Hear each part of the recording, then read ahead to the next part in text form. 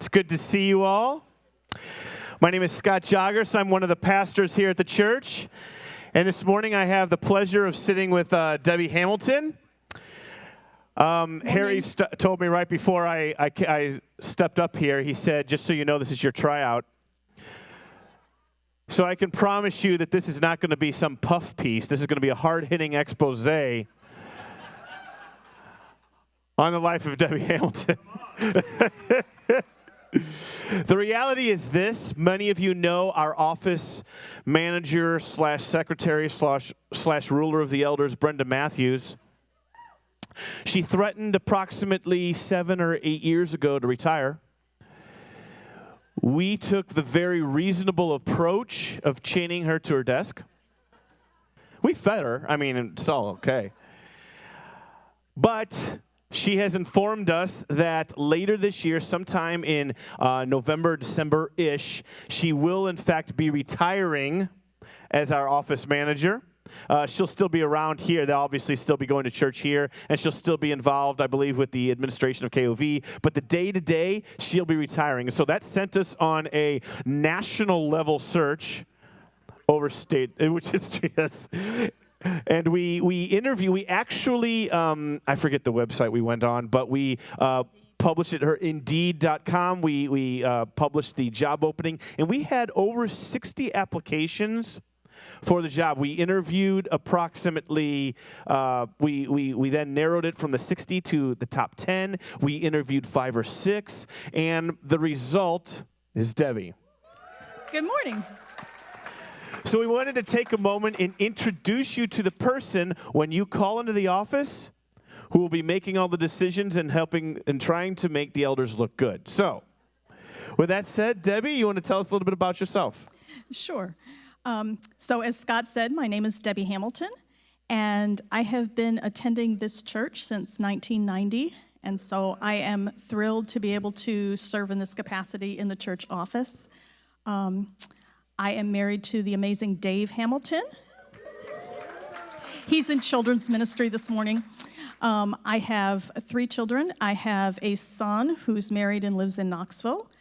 His name is Brian, and his wife's name is Whitney. And then I have a daughter, Rachel, and her husband is Terry. They're the Miles family, and they have 3 children, Emmanuel, Jude, and Eliza.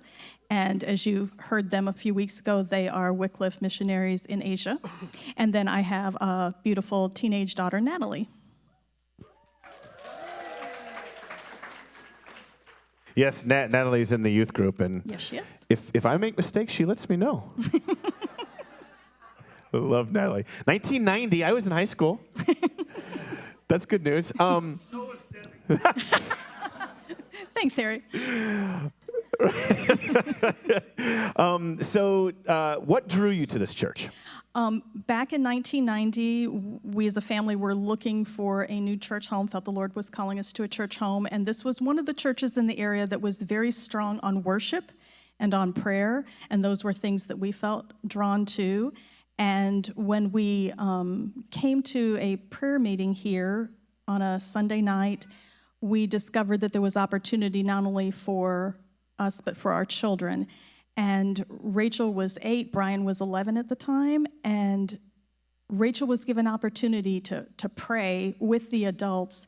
And we just thought, this is the kind of place where the children are viewed as brothers and sisters in Christ, and they're allowed to use and develop their giftings as well.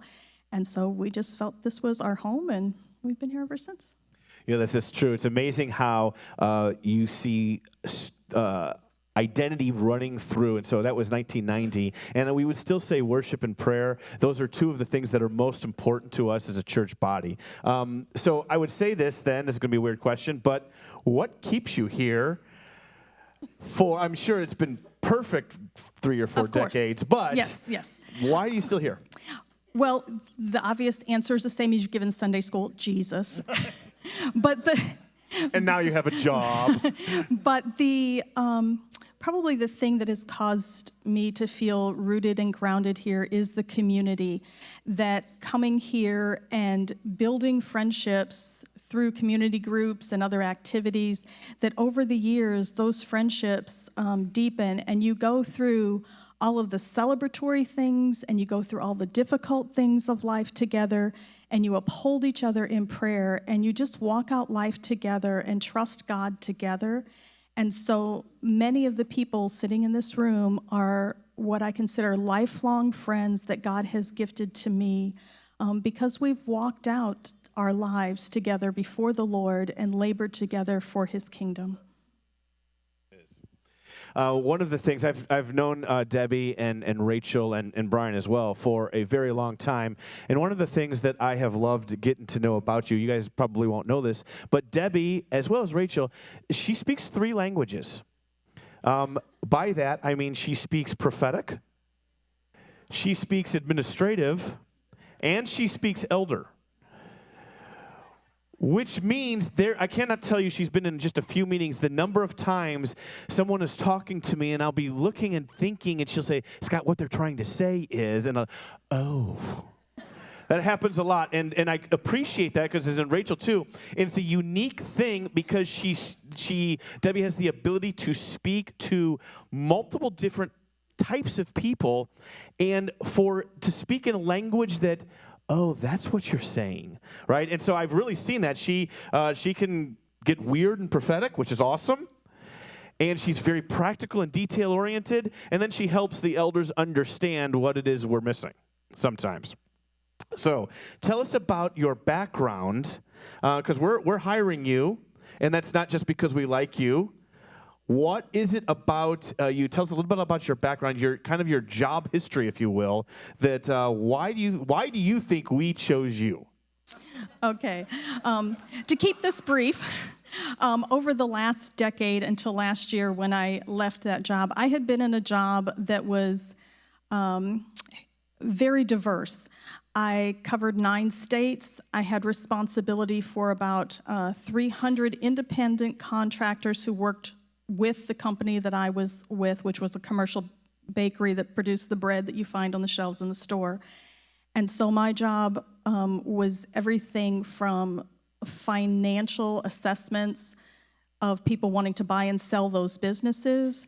It was legal enforcement of contracts from both holding the people accountable who had contracts with our company and making sure that our side, that we upheld our contracts with people. So there was a lot of diplomacy, a lot of negotiations involved, a lot of tracking of a lot of different things. And because I covered 9 states, I was dealing with a lot of management people. There were dozens of people in each of the cities in each of those states. And so I had a lot of people coming with requirements of things that were priorities to them, that they needed work accomplished in a timely fashion, and they were totally unaware of what someone else may be needing, and yet all of those things had to be done. And so I saw that as a good fit for here at the church. There's lots of ministries. There's elders and community group leaders and ministry leaders that all have things that they need to accomplish what God has called them to do, and none of those can be put on hold. They all have to be done and meet the deadlines for each of those. And so it seemed like a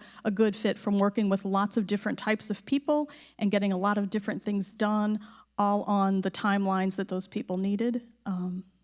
So you're used to working with leaders? I am used to working with leaders. Excellent.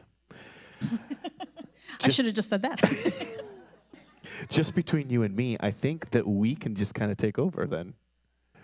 I think that we will be as good at that as you are at medicine and mechanicking.